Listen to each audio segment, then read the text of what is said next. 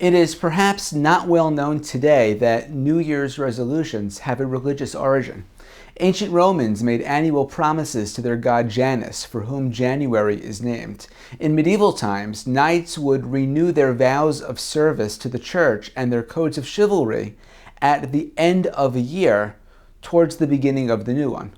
Many Christian denominations still conduct watch night services in which they prepare for the coming year.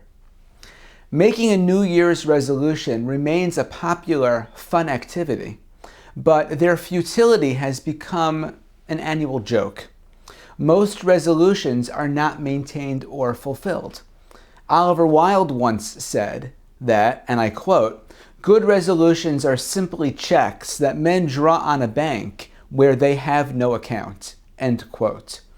Resolutions may reflect the sincerity and the idealism with which they are made, but falter when the pressures and the patterns of everyday life set back in after the holiday season. In this spirit, our Torah portion this Shabbat, Parashat Vayechi, begins with Jacob asking his son Joseph to formally swear that he would bring Jacob's remains to Canaan for burial, rather than interring him in Egypt. Joseph does swear, and does bring Jacob for burial to the Ma'arat Machpelah in the city of Hebron, joining Abraham, Sarah, Isaac, Rebekah, and Leah. The rabbinic commentators wonder why Jacob thought it was necessary to impose this oath on Joseph. Did Jacob really suspect that Joseph would ignore his dying wish? The 13th century sage Nachmanides explained that Jacob actually feared that it was Pharaoh who might have wanted him buried in Egypt alongside Egyptian dignitaries and royalty. By asking Joseph to swear that oath, Jacob made it less likely for Pharaoh to refuse Joseph's request to bury Jacob in his homeland. But Nachmanides adds that the oath was also to motivate Joseph.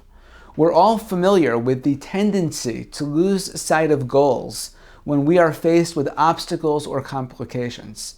As close as their bond was, as loyal as Jacob knew Joseph would be, Jacob also knew that life often gets in the way, and plans made at a time of heightened emotion and passion are often abandoned.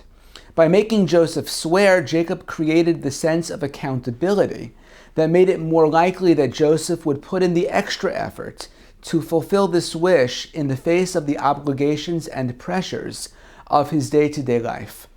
The New York Times published an article last week full of tips for New Year's resolutions, recommending that resolutions be specific, measurable, achievable, relevant, and time-bound. In this way, there is a framework of obligation and accountability that incorporates a resolution into the routine of everyday life. Absent this, the odds of keeping a resolution to its completion are very low. Jacob understood this. Perhaps that is why Joseph was successful in fulfilling his final request. Shabbat Shalom.